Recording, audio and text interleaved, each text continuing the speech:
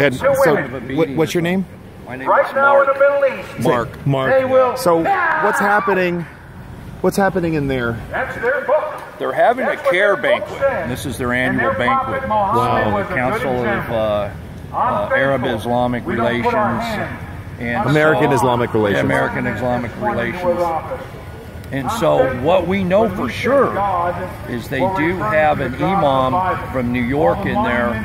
He was a co-conspirator in the 9/11 World Trade Center bomb. Shouldn't he be in jail? Well, you would think so, but somehow, you know, these guys are getting lawyered up, and that's what CARE is. They are an attorney advocacy group that protects the rights of these so-called Muslims. So. Yes. Would you agree that Islam is a cult? Absolutely. So you don't like differentiate radical Islam from regular Islam? I do not. So there's no distinction, would you say? No, not me. What brought you to that opinion?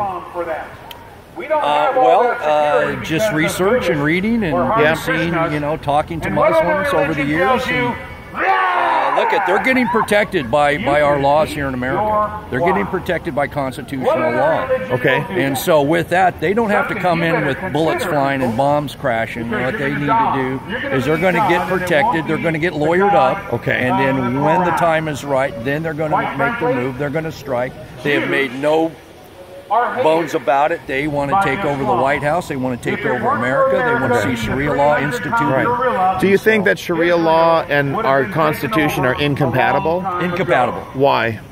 Because our Constitution gives us freedom. Their Sharia law enslaves them. Okay, I've heard like a woman's testimony counts as half of a man. A woman is treated as less than a man.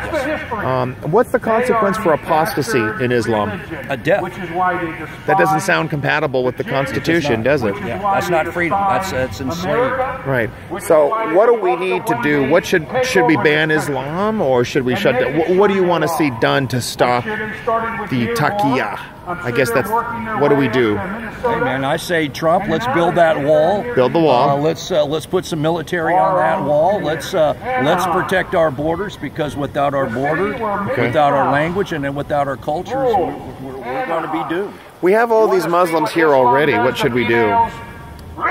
I'd say just like we did before, we start rounding some people up, and let's start finding out who's who in this country. Okay, so we just let everybody come in on a student visa and a work visa. Because do you think we should ban Islam? Absolutely. Okay, so it should be banned. Yes. And if people practice Islam, they should be fined, jailed. What do you think? They should be jailed, interrogated, okay, and then booted out of this country. Deported. Okay. And the mosque should be closed down. Now, I'm just playing Muhammad's advocate. Ha ha ha. I hope you like the play on words there. People are going to make the argument, First Amendment, freedom of religion. What's your response to that?